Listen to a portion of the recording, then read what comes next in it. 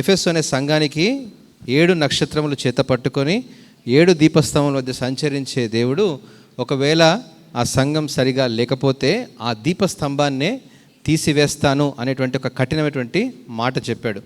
2వ సంఘంలోకి వచ్చాడు, స్ముర్ణ సంఘం. స్ముర్ణ అంటే బోళము లేదా చేదైనది అని అర్థం. స్ముర్ణ అంటే ఈ స్ముర్ణ అనే సంఘము ఆనాడు రోమా సామ్రాజ్యపు అధికారుల్లో అధికార మధ్య ఈ సంఘం స్థాపించబడింది. అనేక మంది రోమా చక్రవర్తులు ఆ దినాల్లో సూర్యదేవతను ఆరాధించేటువంటి వారు. ఏ దేవతనండి? సూర్యదేవతను ఆరాధించేవారు. వారు కూడా ఈ యొక్క రాజ్యంలో ఉన్న ప్రతి ఒక్కరు కూడా ఈ యొక్క దేవతల్ని లేదా రోమా దేవతల్ని ఆరాధించమని చాలా ప్రలోభాలు పెట్టేవారు, వారిని వేధించేటువంటి వారు. ఎందుకంటే రోమా సామ్రాజ్యం అన్నిటికంటే బలమైన సామ్రాజ్యముగా ఆ యొక్క దానియేలు దర్శనం యొక్క భావాన్ని చెప్పాడు. ఎవరి దర్శనం? నెబుకద్నెజరుకి ఒక కల కన్నాడు. ఆ కల భావాన్ని చెప్పుకుంటూ వచ్చాడు. మొట్టమొదటిది నెబుకద్నెజరు రాజ్యం, ఆ తర్వాత మాద్య పర్సియా, ఆ తర్వాత గ్రీకు సామ్రాజ్యం, ఆ తర్వాత 4వది వచ్చేది రోమా సామ్రాజ్యం. ఆ రోమా సామ్రాజ్యము అతకనట్టుగా ఉంటుందని ఆనాడే దానియేలు దర్శన రూపంగా చెప్పి ఒక చిన్న రాయి వచ్చి తగిలి ఆ రాజ్యాన్ని విచ్ఛిన్నం చేస్తుందని క్రీస్తు రాజ్యాన్ని పోల్చి చెప్పాడు దానియేలు. దర్శనాత్మకంగా దానియేలు గ్రంథంలో మనం చదవగలం. అందరికి అర్థమవుతుంది కదండి? నా మాటలు మీకు అర్థమవుతున్నాయా? కొన్ని వివరంగా క్లుప్తంగా కొన్ని చెప్తాను, అవి మరలా చదువుకోవడానికి మీరు తర్వాత నోట్ చేసుకోండి.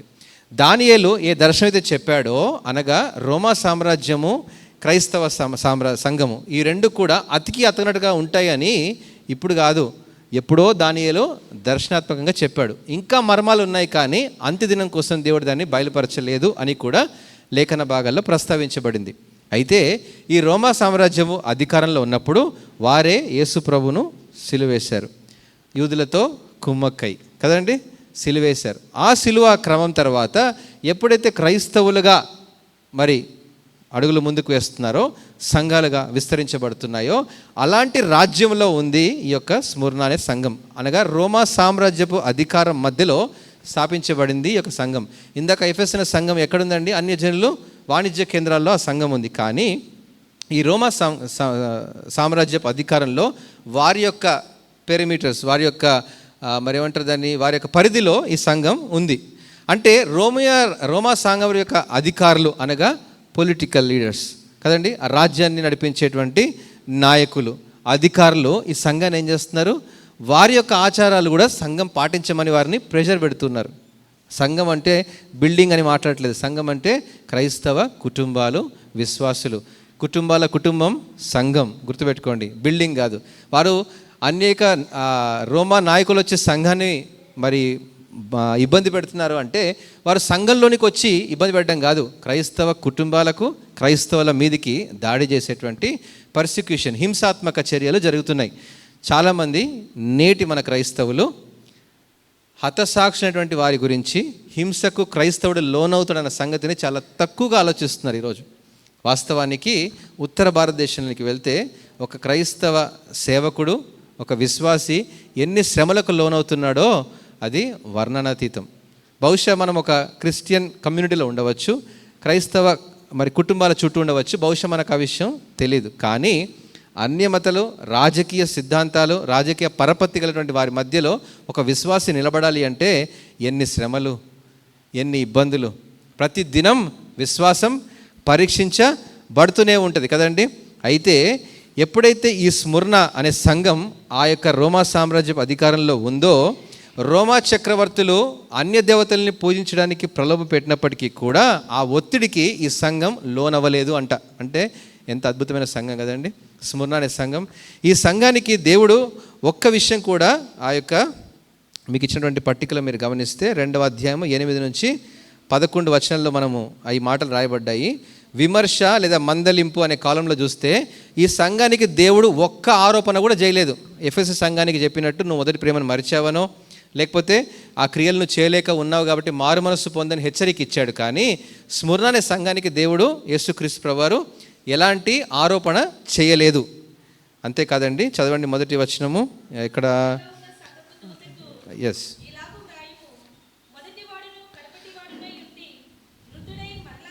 ఎవరండి రాసే అని ఎవరు? మొదటి వాడును కడపటి వాడును, ఆది అంతము లేని వాడైనటువంటి యుగ యుగములు నిలిచినటువంటి యేసుక్రీస్తు ప్రభువారు ఈ మాట రాస్తున్నాడు. ఆమేన్. మృతులై ఉండి మరలా బ్రతికినవాడు. ఇప్పుడు యేసు ప్రభు ఎవరండి అంటే పునరుద్ధానుడైన యేసుక్రీస్తు ప్రభు అని తాను సంబోధించుకుంటూ మాట్లాడుతున్నాడు. ఈ సంబోధన అత్యంత ప్రాముఖ్యం, ఎందుకంటే ఈ సంబోధనను బట్టే ఈ లేఖలో ప్రస్తావించబడుతుంది. ఇప్పుడు పునరుద్ధాన బలము, పునరుద్ధాన శక్తి, పునరుద్ధాన అనుభవం కలిగినటువంటి యేసుక్రీస్తు ప్రభువారు మరణాన్ని జయించి, పాతాళాన్ని జయించి, ఆ అధికారాన్ని, పరలోకపు తాళపు చెవులు ఎవరికిచ్చాడు? సంఘానికి ఇచ్చాడు. హల్లెలూయా. ఈ బండ మీద నా సంఘాన్ని కడతాను అంటే ఆ బండ క్రీస్తు అనే మూలరాయి మీద కట్టబడిన సంఘం, అపోస్తలులు ప్రవక్తలు వేసిన సంఘం. ఆ సంఘానికి దేవుడు ఇచ్చాడు. ఏమిచ్చాడు? అగ్నిలో నుండి కొందరిని లాగడానికి అధికారం ఇచ్చాడు, సంఘానికి ఇచ్చాడు. అంటే లాగాలంటే ఏం చేయాలి? సువార్త చేయాలి.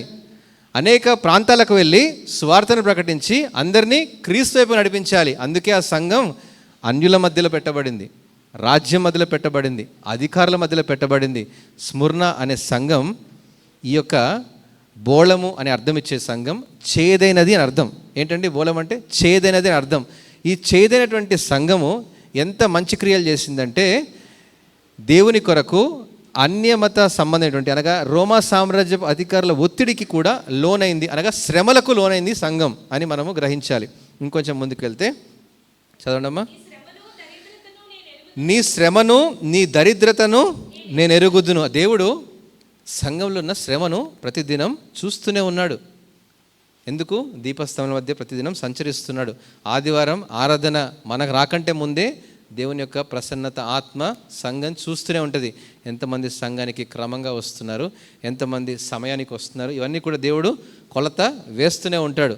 అనగా ఆ సంఘాన్ని దేవుడు ఎప్పుడు చూస్తూనే ఉంటాడు. అంతేకాదండి, మన వ్యక్తిగత కుటుంబ జీవితాల్లో కూడా ప్రార్థనని, బలిపీఠాన్ని కట్టుకుంటుందా లేదా ఈ సంఘం దేవుడు కొలత వేస్తున్నాడు. కానీ దేవుడు ఎవరైతే విశ్వాసులుగా ఉంటారో, ఎవరైతే క్రీస్తు రక్తం చేత కొనబడినటువంటి సంఘముగా, విశ్వాసిగా, కుటుంబముగా ఉంటుందో వారికే దేవుడు శ్రమలను అనుమతిస్తాడు. హల్లెలూయా. శ్రమ ఓర్పును, ఓర్పు సహనమును, సహనము నిరీక్షణ ఏం చేస్తాడు? మన జీవితంలో ఇవన్నీ కూడా కలిగించేది శ్రమ నుండే మొదలవుతాయి. నీవు అగ్ని మధ్య నడిచినప్పుడు అది నీకు కాల్చదు, నీటి మధ్య నడిచినప్పుడు అది నీ మీదకి పొరలు. అంటే అర్థం ఏంటి? అగ్ని తీసే ప్రభు అని ప్రార్థన చేయకూడదు, శ్రమ తీసే ప్రభు అని ప్రార్థన చేయకూడదు. విశ్వాసం చేసే ప్రార్థన ఎలా ఉంటుందంటే, ఈ అగ్ని మధ్యన నడిపించేటువంటి అనుభవం నాకు నేర్పి ప్రభు అని అడగాలి. శ్రమల గుండా నడిపించే అనుభవం నాకు కావాలి అన్న ప్రభు అని అడగాలి. శ్రమల గుండా నడిపించు ప్రభు, వీలైతే నా చెయ్యి పట్టుకొని నడిపించు ప్రభు, ఈ శ్రమలు నాకు నేర్పించు. శ్రమ అనుభవాలు మన జీవితంలో విశ్వాస క్రమాన్ని, లోతైనటువంటి అనుభవాల్ని ఇంకా ముందుకు తీసుకొని వెళ్తాయి. శ్రమ తప్పనిసరి. ఒక విశ్వాసికి శ్రమ తప్పనిసరి. శ్రమే అగ్ని కొలమిలో వేయబడినటువంటి బంగారం మేలిమైనదిగా ఎలా మార్చబడుతుందో, అనగా అందులో మలినము, మస్టు ఎలా తీసివేయబడుతుందో, మన విశ్వాస క్రమంలో కూడా శ్రమ ఏం చేస్తుంది? మనలో ఓర్పును, సహనాన్ని పరీక్షల గుండా తీసుకుని వెళ్ళి నిరీక్షణ వైపు తీసుకుని వెళ్తుంది. హల్లెలూయా. క్రైస్తవులకు క్రైస్తవేతరులకు ఉన్న వ్యత్యాసం అదేనండి. ఈరోజు క్రైస్తవేతరులు మనకంటే ధనవంతులు, ప్రభావవంతులు, శక్తివంతులు, సామర్థ్యులు, పరపతి కలిగినటువంటి వారు, మనకంటే జ్ఞానవంతులు లేరా? ఉన్నారు. కానీ వారికి లేనిది మనకున్నది ఒకటే. ఏంటిది? బహుశా మనం బలహీనం కావచ్చు, బహుశా మనము ఆర్థికంగా సరిగా లేకపోవచ్చు, అనారోగ్యంగా ఉండవచ్చు. ఎందుకంటే మనము శ్రమల గుండా వెళ్ళేటువంటి విశ్వాసి. వారికి లేనిది మనకున్నది ఏంటి తెలుసా? నిరీక్షణ. హల్లెలూయా. ఒకనాడు క్రీస్తుతో ఉంటామనే నిరీక్షణ. ఆనాడు స్ముర్ణ అనే సంఘంలో విశ్వాసులు ఆ రీతిగా ఉన్నారు. హల్లెలూయా. ఈరోజు అలాంటి నిరీక్షణ కలిగిన విశ్వాసిగా మనమందరం ఉండును గాక. హల్లెలూయా. ఇంకొంచెం ముందు చదువుదామా. అయినను నీవు ధనవంతుడవే. Very good. ధనవంతుడవే అంటే ఇక్కడ లోక సంబంధమైనటువంటి లేదా భౌతిక ధనం గురించి మాట్లాడట్లేదు. సంఘము సమృద్ధిగా ఉందని, సంఘములో విశ్వాసులు సమృద్ధిగా ఉన్నారని, సంఘంలో ఉన్న విశ్వాస క్రమము సమృద్ధిగా ఉందని, అనగా వాక్యము, మరి సంఘంలో వచ్చేటువంటి కానుకల విషయంలో కానీ, సంఘము నిర్మించుకునే పరిచయ విషయంలో కానీ, సంఘంకి ఏవైతే లోటుపాట్లు లేకుండా సంఘం ఉందని ఆ ధనవంతుడు అనేటువంటి అర్థానికి సాదృశ్యంగా ఉంది. ఆ సంఘము ఇంకొంచెం ముందుకెళ్ళండమ్మా. తాము యూదులమని చెప్పుకొనుచు యూదులు కాక నేను ఎరుగుద్దును. ఎవరండి? యూదులని చెప్పుకుంటూ ఏం చేస్తున్నాడు వారు? యూదులు కాదంటారు, సాతాను సమాజపు వారంట. ఎవరు వాళ్ళు? రోమా సామ్రాజ్యంతో కుమ్మక్కైనటువంటి యూదుల గురించి మాట్లాడుతున్నాడు ఇక్కడ. ఎవరండి వీళ్ళు? కుమ్మక్కైనటువంటి మంచి పదం కదండి, ఆయనకు అర్థమవుతుంది కదా, రాయలసీమ వాళ్ళకి అర్థమైపోతుంది. అంటే యూదులు రోమీలు కలిసి ఏం చేస్తున్నారు?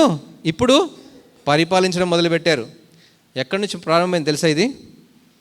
ఎప్పుడైతే రోమీయులు యెరూషలేముపై దండెత్తి వచ్చారో 37వ సంవత్సరం క్రీస్తు పూర్వం ఎప్పుడైతే రోమీలు దండెత్తి వచ్చారో అప్పుడు ఆ రోమా సామ్రాజ్యం అధికారంలో ఉన్నప్పుడు యెరూషలేముపై యూదులతో మచ్చిక చేసుకోవడానికి హేరోదుని నియమించి హేరోదు ద్వారా ఆ మందిరం యొక్క పునర్నిర్మాణం నిర్మించారు. మందిరాన్ని మరలా బాగు చేయాలని దానికి మెరుగులు దిద్దడం మొదలుపెట్టారు. ఏ మందిరం? సొలొమోను మందిరాన్ని. వారు యూదులతో మంచి చేసుకోవాలని, ఎందుకంటే యూదులు ఎక్కువగా జనాభాలో ఉన్నారు కాబట్టి యూదుల మత ప్రవిష్టులు, మత పెద్దలు, సంఘ నాయకులు అనగా ఆ సామ్రాజ్యంలో చాలా పెద్దతనంలో ఉన్నారు కాబట్టి వారితో మచ్చిక చేసుకోవడానికి ఆనాడు పిలాతు, కైసరయ్య వీరందరూ కూడా వారితో ఏకమై వారు ఏం చేశారండి? యూదులు ఏం చెప్పినా కూడా వీరు వింటారు, వీరేం చెప్పినా కూడా యూదులు విన్నారు కాబట్టే యేసు ప్రభుని ఏం చేశారు? సిలువకి ఎక్కిచ్చారు. మీకు అందరికీ అర్థమవుతుంది కదా. వారు యూదులు కాని యూదులు, రాజకీయ సంబంధాలు కలిగి రాజకీయంతో ముడిపడి వారు ఏం చేస్తారండి? లోకసమైనటువంటి జీవితాలు జీవిస్తూ రాజకీయ పరపతిని సంఘంలో వాడేటువంటి వారుగా ఉంటారు. వారు యూదులు కాదు, ఎందుకంటే వారు ధర్మశాస్త్రాన్ని పాటించారు. వారు ధర్మశాస్త్రాన్ని పాటించకుండా వారు ఏం చేస్తారండి? లోకసమైనటువంటి అధికారంతో పెత్తనాన్ని చలాయించేటువంటి వారు. చరిత్రలో మనం చూసినట్లయితే vicar of God, vicar of Christ అని కూడా వచ్చారు. ఏంటంటే దేవుణ్ణి అడ్డం పెట్టినటువంటి వ్యక్తులుగా.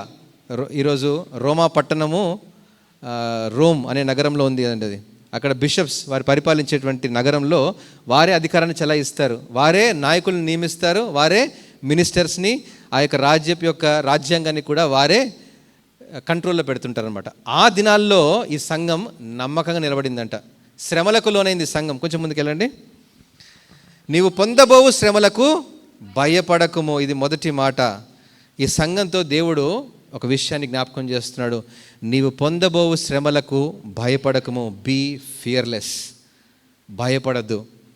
ఎప్పుడైతే నువ్వు వాక్యంలో విశ్వాస జీవితంలో క్రమము కలిగి సంఘాన్ని నువ్వు నిలబెట్టుకుంటావో నీ సంఘము ఖచ్చితంగా శ్రమలకు అప్పగించబడుతుంది.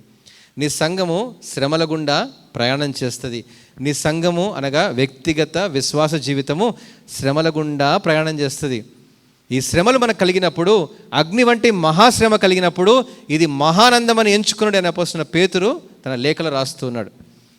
ఈ శ్రమను మహానందంగా ఎందుకు ఎంచుకోవాలి అంటే ఆ దినాల్లో క్రూసేడర్స్ అనేటువంటి ఒక గుంపు వచ్చి క్రైస్తవులందరినీ ఎవరైతే ఉన్నారో అందరినీ హతమార్చేశారంట. యూదులు ఎవరైతే క్రైస్తవులుగా చేయబడ్డారో యూదులందరినీ హతమార్చేశారు. ఎందుకు అంటే మీరే యేసు ప్రభుని సిలువేశారని. అంటే అంతటి భయంకరమైన మహాశ్రమలు. ఆ దినాల్లో శిరచ్ఛేదనం జరిగింది. ఆ దినాల్లో అనేక మంది క్రైస్తవుల్ని కాల్చేశారు, అనేక మంది క్రైస్తవుల్ని విచ్ఛిన్నం చేశారు, వారి ఇళ్ళు తెగ్గొట్టేశారు, వారికి ఇక పురోగతులు ఇంకా ఉండకూడదని చెప్పేసి వారి యొక్క కుటుంబాలని నాశనం చేశారు. మొదటి ఆది సంఘంలో జరిగినటువంటి పర్సిక్యూషన్ నేటి మన దినాల్లో కూడా మనం జరుగుతుంది అనుకుంటే బహుశా మనకు అలాంటి వేడి తగలట్లేదేమో కానీ ఒకనాడు తగులుతుంది ఆ వేడి. అప్పుడు మనం ఏముండాలి? సిద్ధంగా ఉండాలి. దేనికోసం? పొందబోవు శ్రమలకు భయపడవద్దు. దేవుడు మనకు ఒక హామీ ఇస్తున్నాడు. పొందబోవు శ్రమలకు భయపడకు. ఇంకా ఇదిగో మీరు శోధింపబడినట్లు అపవాది మీలో కొందరిని చెరలో వేయింపబోచున్నాడు. 10 దినములు శ్రమ కలుగును, మరణం వరకు. 10 అనగా కొన్ని. ఏంటండి 10 అంటే ఏంటి? ఇక్కడ 10 అంటే ఎగ్జాక్ట్లీ 10 అనే సంఖ్య కాదు, కొద్ది దినములు అని అర్థం. 1000 అంటే చాలా ఎక్కువ అని ప్రకటన గ్రంథంలో, 10 అంటే కొద్దిగా అని. అనగా ఈ 10 అనగా కొద్ది దినములు శ్రమ కలుగుతుంది. అంటే దేవుడు శ్రమను అనుమతిస్తే జీవితకాలం శ్రమలో పెట్టడు, కొద్ది దినములు శ్రమ కలుగుతుంది. శ్రమ అనేది ఎదురైనప్పుడు అది ఆత్మీయ జీవితంలో కావచ్చు, విశ్వాస జీవితంలో కావచ్చు, మన కుటుంబ జీవితంలో కావచ్చు, సంఘ జీవితంలో కావచ్చు. శ్రమ ఎదురైనప్పుడు సంఘం ఏం చేయాలి? మోకరించి ప్రార్థన చేయాలి. శ్రమ ఎదురైనప్పుడు సంఘమంతా కలిసి ఏక మనసులో, ఏక భావముతో, ఏక ఆత్మ కలిగి సంఘం ప్రార్థన చేయాలి. అప్పుడే ఆ సంఘం శ్రమల గుండా దేవుడు తీసుకుని వెళ్తాడు. కొద్ది దినములు శ్రమ కలుగును, అయినను ఏం చేయాలి? ఎక్కడ దాకా ఉండాలంట? అంటే ఈ శ్రమ ఏం చేస్తుంది? మనల్ని మరణం వైపు తీసుకొని వెళ్తుంది. హల్లెలూయా. నన్ను అడిగితే ఒకటే చెప్తాను, ఓపిక ఉన్నంత వరకు కాదు, ఊపిరి ఉన్నంత వరకు యేసయ్య కోసం నిలబడాలి. హల్లెలూయా. అలాంటి అనుభవం మనకున్నప్పుడే మన విశ్వాసం పరీక్ష గుండా వెళ్ళినా అది చివరికి మరణమైన ఇక మనం ఎన్నడూ కూడా వెనుకంజ వేయము. ఆనాడు ఆది సంఘంలో ఉన్న విశ్వాసులు హతసాక్షులయ్యారు క్రీస్తు కొరకు. ఆది సంఘంలో విశ్వాసులు తలని సైతం లెక్క చేయలేదు.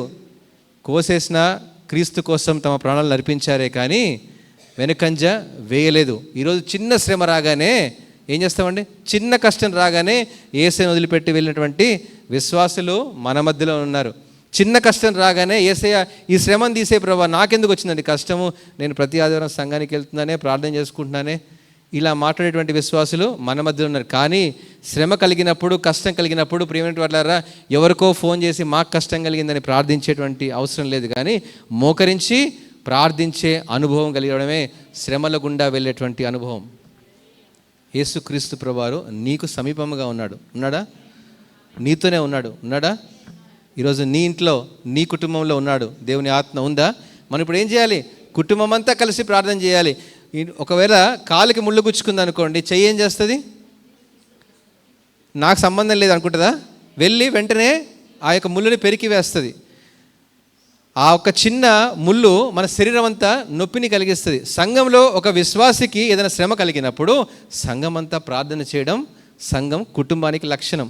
ఒక తమ్ముడికి అనారోగ్యం వచ్చిందనుకోండి, అక్క హాయిగా మంచిగా మెక్డానల్డ్స్కి వెళ్ళి పిజ్జా బర్గర్ తింటుందా? తినదు. అయ్యో నా తమ్ముడికి అనారోగ్యం వచ్చింది అని బాధపడుతుంది. ఒకవేళ అతను హాస్పిటల్లో అడ్మిట్ అయ్యాడు అనుకోండి, ఇల్లంతా బిర్యానీ చేసుకొని తింటారా? తినరు. ఏం చేస్తారు? ఇల్లంతా అతనితో పాటే బాధపడుతుంది. మన సంఘం అలానే ఉండాలి ప్రియమైన బిడ్డలారా. మన సంఘం ఒక కుటుంబం. మన సంఘంలో ఒక విశ్వాసి సరిగా లేడు అంటే దాని బాధ్యత సంఘముదే. ఒక విశ్వాసి శ్రమల గుండా వెళ్తున్నాడు అంటే అతన్ని ఆదరించే బాధ్యత సంఘముదే. ఒకవేళ బలహీనమైన విశ్వాసి కావచ్చు, బలమైన విశ్వాసిగా ఈరోజు నీవు మోకరించి సంఘం కోసం, సంఘ బిడ్డల కోసం ప్రార్థన చేయాలి. ఇదే సంఘ ప్రార్థన. శ్రమల గుండా వెళ్తూ ఉన్నప్పుడు సంఘం ప్రార్థనతో కట్టబడాలని ఆనాడు స్మరణ సంఘానికి బీ ఫియర్లెస్, భయపడద్దు అని చెప్తున్నాడు. ఇంకా కొంచెం ముందుకెళ్ళడమా? మరణం వరకు నమ్మకము, బీ ఫెయిత్ఫుల్. ఏం చేయాలంటే మరణం వరకు నమ్మకత్వాన్ని చూపించాలి. అంతం వరకు నిలబడే సామర్థ్యం కావాలి. హల్లెలూయా. అంతం వరకు నిలబడాలంట. ఈ విశ్వాసము రేపో మాపో పోయేది ఉండకూడదు. ఈ విశ్వాసము ఇవాళ ఉంటే చాలే, ఇవాళ బాగుంటే చాలనే విశ్వాసం కాదు. ఈ రోజున్న శ్రమ దీనికంటే రెట్టింపు శ్రమ రావచ్చు, రేపటి కంటే ఎల్లుండి ఇంకొక గొప్ప శ్రమ రావచ్చు.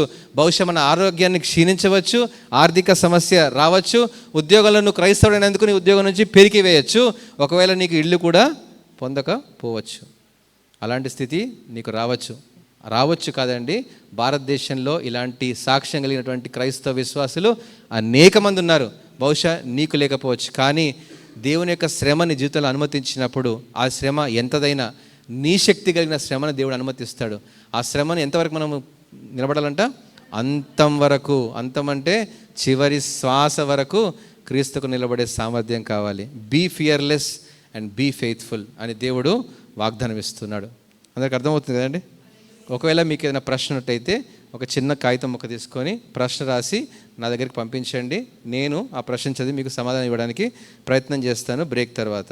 అయితే ఇంకొంచెం ముందుకు వెళ్ళినట్లయితే, ఎవరైతే ఈ యొక్క భయము అనేటువంటి దాంట్లో నిర్భయముగా జీవించగలుగుతారో, శ్రమల గుండా వెళ్తారో, ఎవరైతే ఆ యొక్క యేసుక్రీస్తు ప్రభువారు మరణమును జయించి పునరుద్ధాన అనుభవమైనటువంటి ఆ పునరుద్ధాన శక్తితో వారు జీవించగలుగుతారో, అనగా యేసుక్రీస్తు ప్రభులో మరణించి పాతి పెట్టబడి పునరుద్ధరణటువంటి యేసుక్రీస్తునందు విశ్వాసం ఉంచి, అనగా బాప్తిస్మ సాక్ష్యం వైపు తమ జీవితాల్ని రక్షణ వైపు మళ్లించుకుంటారో వారికి మాత్రమేనండి.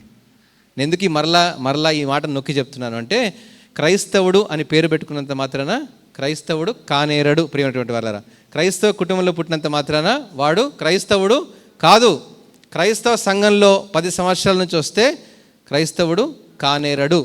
యేసుక్రీస్తు యొక్క మరణ, భూస్థాపన, పునరుద్ధానము అనగా ఆయన మరణము, ఆయన యొక్క భూస్థాపన, ఆయన పునరుద్ధాన అనుభవంలో విశ్వాసి రక్షణ అనుభవంలోనికి నడిపించబడతాడో ఆ విశ్వాసికే ఈ మాటలు ఆపాదించబడతాయి. హల్లెలూయా. ఎంత సూటిగా ఉన్నాయి కదా మాటలు, కఠినంగా ఉంటాయి. ఎందుకంటే దేవుని వాక్యం అంత సూటిగా ఉంటుంది కాబట్టి. రక్షణ అనుభవంలో కలిగిన విశ్వాసికే శ్రమలు వస్తాయి. రక్షణ అనుభవంలో ఉన్న విశ్వాసికే శ్రమల ద్వారా పరీక్షించబడతాడు. రక్షణ అనుభవంలో ఏవైతే విశ్వాసి ఇంకొక అడుగు ముందుకు వెళ్ళాలి అని అనుకుంటాడో వేసే ప్రతి అడుగు పూలబాట కాదు, ముళ్ళబాటే. హల్లెలూయా. వేసే ప్రతి అడుగు కష్టంగా ఉంటుంది, ఇబ్బందిగా ఉంటుంది, శ్రమలకు లోనవుతావు. ఆ శ్రమ ఎక్కడి నుంచి వస్తుందో తెలియదు. నీ ఉద్యోగంలో, నీ చదువులో, నీ వ్యాపారంలో, నీ కుటుంబంలో, వివాహాల విషయంలో, మీ యొక్క ఇంటి చుట్టుపక్కల ఉన్న సమాజంలో ఎక్కడి నుండైనా శ్రమ రావచ్చు. అన్ని శ్రమలను తట్టుకోవడానికి దేవుడు వాగ్దానం ఇస్తున్నాడు. భయపడకు అని వాగ్దానం ఇస్తూ అంటా ఉన్నాడు, అంతం వరకు నమ్మకం కలిగి. అంటే ఒకవేళ నీ ప్రాణం పోతున్న సిచ్యువేషన్ వచ్చినప్పటికీ కూడా నీ ప్రాణాన్ని నువ్వు లెక్క చేయొద్దు. తన్ను తాను ఉపేక్షించేవాడు తన సిలువను ఎత్తుకొని యేసుప్రభుని వెంబడించాలి. ఏం చేయాలి? యేసుప్రభుని వెంబడిస్తే ఎవరైనా అడ్డం వస్తే అన్నైనా, తమ్ముడైనా, భార్య అయినా, పిల్లైనా వాళ్ళందరినీ వదిలిపెట్టేమన్నాడు. ఏంటంట? విశ్వాసానికి గనక ఆటంకం వస్తే అన్నాడు. ఇప్పుడు రేపు వదిలిపెట్టకండి. అయితే ఇవన్నీ కూడా మన విశ్వాస జీవితంలో దేవుని ఆటంకపరిచేది ఏదైనా అని అర్థం. దేవుని ఆటంకపరిచేది ఏదైనా సరే, ఒకవేళ మీ ఇంట్లో పలానా వస్తువు మిమ్మల్ని ఆటంకపరుస్తుంది అనుకోండి, దాన్ని తీసవతల పడేయాలి. ఎందుకంటే అది మనల్ని పరలోక రాజ్యానికి చేర్చదు కాబట్టి. అలాంటి విషయం గురించి ఇక్కడ యేసుప్రభు మాట్లాడుతున్నాడు. తను తాను ఉపేక్షించుకొని, అంటే ఇక తన ప్రాణాన్ని కూడా లెక్క చేసుకోకూడదు. తన ప్రాణము కంటే దేవునికే ప్రాధాన్యత ఇవ్వాలంట. తన ప్రాణమును కాపాడుకునేవాడు దాన్ని పోగొట్టుకొను, దాన్ని దేవుని కొరకు పోగొట్టుకుంటే దాన్ని దక్కించుకొను అని రాయబడింది. అంటే మన ప్రాణము దేవుని కొరకు సైతం ఇచ్చేటువంటి మనస్సు కలిగి ఉండాలి.